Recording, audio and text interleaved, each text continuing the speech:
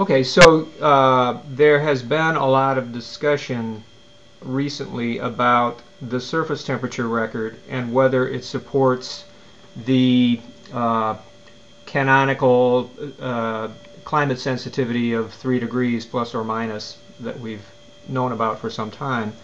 And your recent paper has some bearing on that. Can you just discuss climate sensitivity versus what you're finding about ocean heat?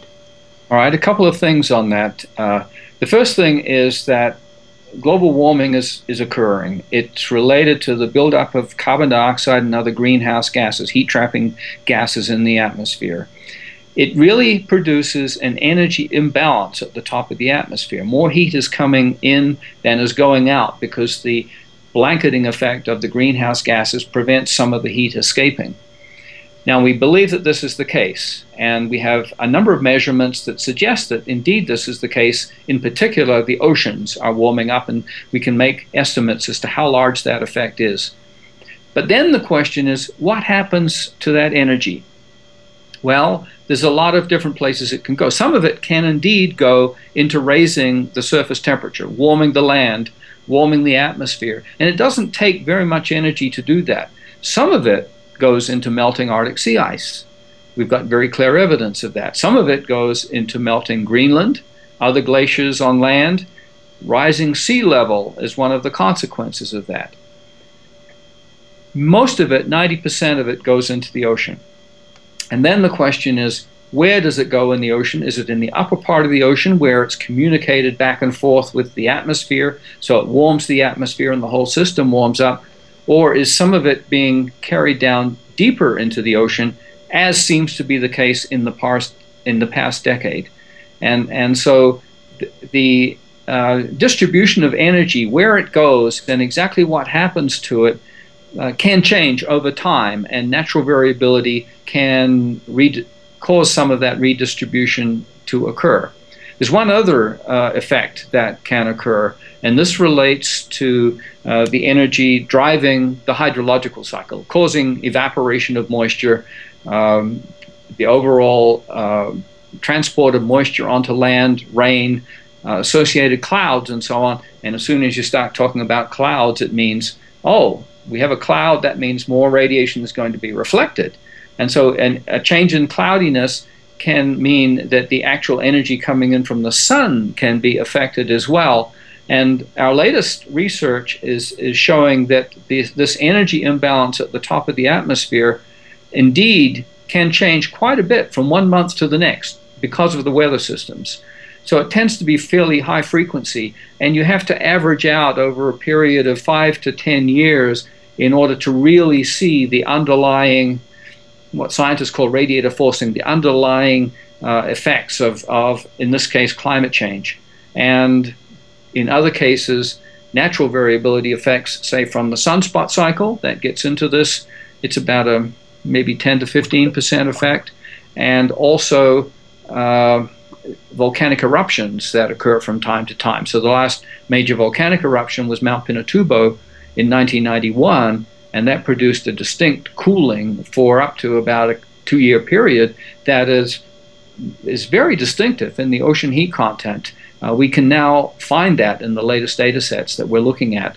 And so, yeah, if there's a change in the forcing, whether it's natural or from humans, it has a signature in the ocean and a consequence then for subsequent climate. Okay, just to clarify for many people who may not understand the difference between the temperature that we measure with our thermometers here at the surface and the heat that you are trying to measure, as you have said, some of that heat goes into melting Arctic ice. And many folks might not understand that that heat is not necessarily measurable on a surface thermometer. It's melting the ice. It's not affecting the thermometers. Is that correct? That's correct. So one form of energy is the energy that causes a phase change. And so we can go from ice to water to vapor. And in fact, the temperature of the ice can be close to 32 degrees Fahrenheit. The temperature of the uh, water can be the same and the temperature of the water vapor can be the same, so the temperature can be the same, but we've actually added quite a lot of heat in order to go from ice to water to vapor.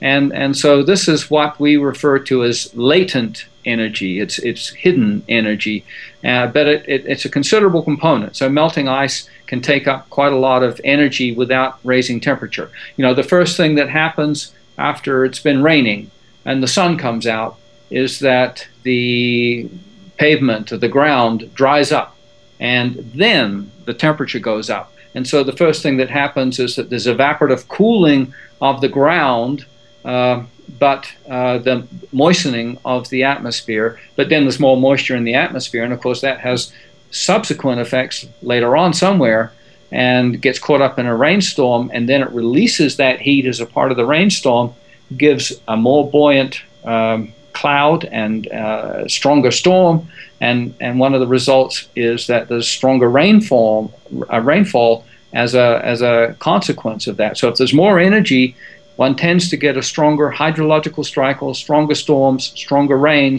events, partly as a consequence as well. Okay, last question. Do you think that we're in a new normal, an era where we can expect more of this?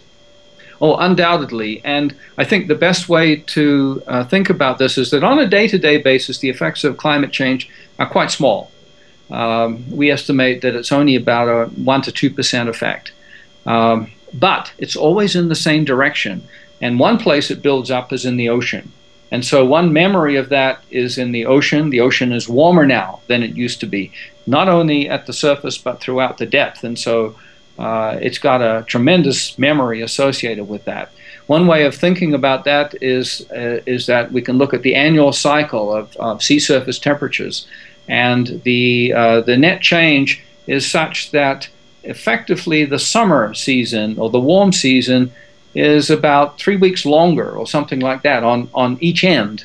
That's one way of thinking about the nature of the climate change that we're experiencing at the current time. So, and so there is a memory in that regard. The other place where the memory really kicks in, or this cumulative effect, the fact that it's going on, is in the case of a drought. Normally we have a lot of weather and stuff that's going on, and it really masks all of the climate change effects to a very large degree. But in the case of a drought, you run out of moisture. What happens when you run out of moisture? The only thing that can happen is that the heat begins to build up. Things dry out quicker, and then that heat builds up.